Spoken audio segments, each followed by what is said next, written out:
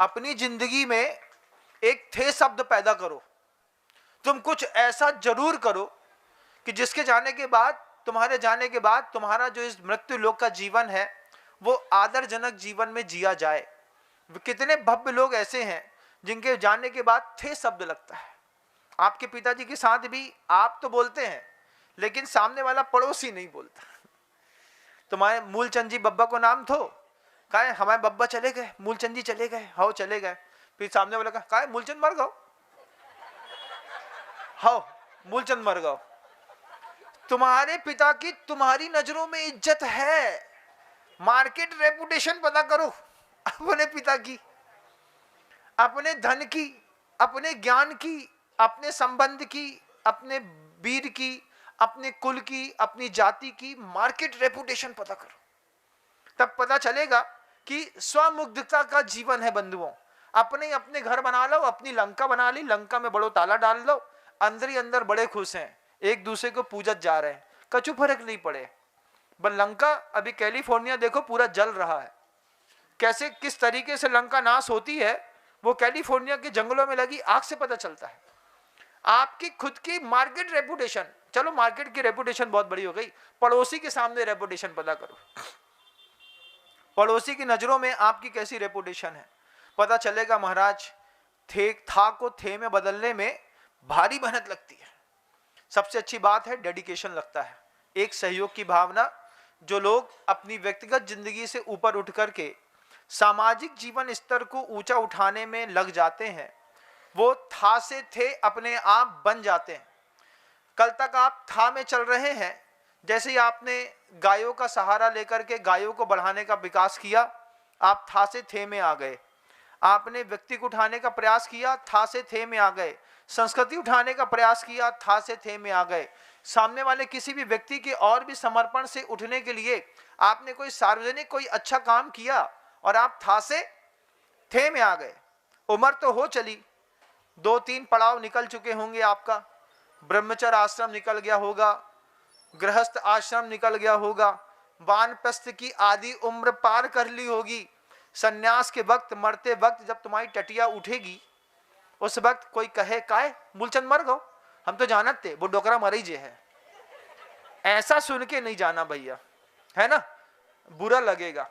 इतनी तो इज्जत पैदा करो कि तुम्हारी मिट्टी में जाने वाले लोग एक बार तुम आंसू निकाल के बोले कि दादाजी चले गए, पूरा मोहल्ला खाली कर गए। कहा करिए महाराज उके लाने का, अपनी जायदाद बेच दे। जायदाद बेच दे नहीं, जायदाद बेचने को कौन बोल रहा है? जायदाद तुम्हारी है कितनी? सोने की लंका तो रावण की थी, तुम्हारा तो खुद को मकान में एक कमरा नहीं है, तुम क्या जायदाद बेचोगे? तो क्या करें महाराज श्री, सेवा के कार्यों में बाहर निकलिए। पहले घर के अंदर मैं देखता था एक पीआरओ होता था। पीआरओ समझे, प्यारा नहीं, प्यार नहीं, पब्लिक रिलेशन ऑफिसर। कल ही हम लोग संवाद कर रहे थे तो हम बोल रहे थे कि भैया समाज में पब्लिक रिलेशन ऑफिसर की भूमिकाएं तय करने वाले भी था से थे में आ जाते हैं। पब्लिक रिलेशन ऑफिसर क्या महाराज? छोटे से गांव में जहां पे मैं रहता था तो वहां पे जो समाज के बुजुर्ग होते थे वे बढ़िया जैकेट पहन ले, पैजामा पहन ले और पूरे मोहल्ला में शाम को वे 7 बजे घूमने निकल जाएं। अब गांव होता कैसा है, एक रोड में तो दोनों तरफ दुकानें हैं, बीच में पूरा मोहल्ला है, 125 घर की जैन समाज की मान लो बस्ती है। तो बस ऊपर से चले, एक इलायची मुंह में दबाई, काय भैया कल्लू तुम कैसे हो, काय भैया झल्लू तुम कैसे हो, काय भैया मल्लू तुम कैसे हो, काय भैया भल्लू तुम कैसे हो। तो उनने सबसे पूछत पूछत चले गए। अब सबके घर में जाकर के वो बैठते, बैठने के बाद क्या करते, पूछते काय तुम्हारी मौड़ी कितने साल की हो गई। देखो ये बहुत अच्छी चीज बता रहे हैं। एक उम्र के बाद गृहस्थों को पब्लिक रिलेशन ऑफिसर जरूर बनना चाहिए, अपने अपने मोहल्ले, अपने अपनी समाज का। वे पूछते काय मौड़ी कितने साल की हो गई तुम्हारी, कक्का अबे तो 21.5 की है। हाँ हाँ बहुत टाइम होगा वह, मोड़ियन का ब्याह कर दो, 22 साल में तो कर ही दियो तुम। अबे वह पढ़वे को बोल रही है, कछु नहीं हो पढ़ावे लिखावे से। फिर 2-4 महीना बाद फिर जाकर के पूछा है, दूसरे से बोल दी, तीसरे से बोल दी। तो दिमाग में एक पंच मारता था घर का घूमने वाला एक व्यक्ति कि भैया तुम्हारी मौड़ी शादी लायक हो गई, तुम्हारा मोड़ा शादी लायक होगा, काय तुम अपने मोड़ा को समझात नहीं है, वो रात में घूमत रहते स्टेशन में, देखो तो हमने उनको बोलने की ताकत है, वो बोल देते हैं सामने, दादा हम समझा दे हैं। फिर घर के अंदर जैसे घुसते थे तो पापा बोलते थे कि नहीं तुम लोग को कुछ जिया भी है जिंदगी की, बस ऐसे ही पैदा होके सीधे यहीं आ गए, जी है ना।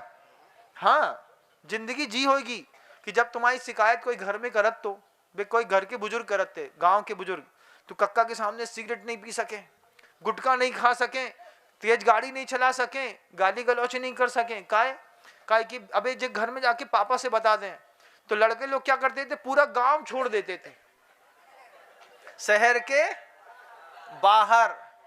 घर में तो धर्मात्मा है हम, जो भी कर हैं सो शहर के बाहर।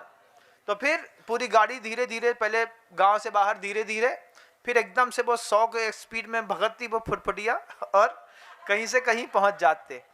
तो ये वो जमाना था जब आपके घर के आगे सामने मोहल्ले पर एक पब्लिक रिलेशन ऑफिसर PRO होता था, जिसको आप कुछ भी कह दो, दादा कह दो, बाबूजी कह दो, पापा जी कह दो, पिताजी कह दो, दद्दा कह दो, लेकिन उसकी जवाबदारी रहती थी पूरे मोहल्ले के रहने वाले घरों में, परिवारों में किसी भी प्रकार का प्रतिकूल वातावरण है तो उस प्रतिकूल वातावरण में सामंजस्य बैठाने की उसकी जवाबदारी।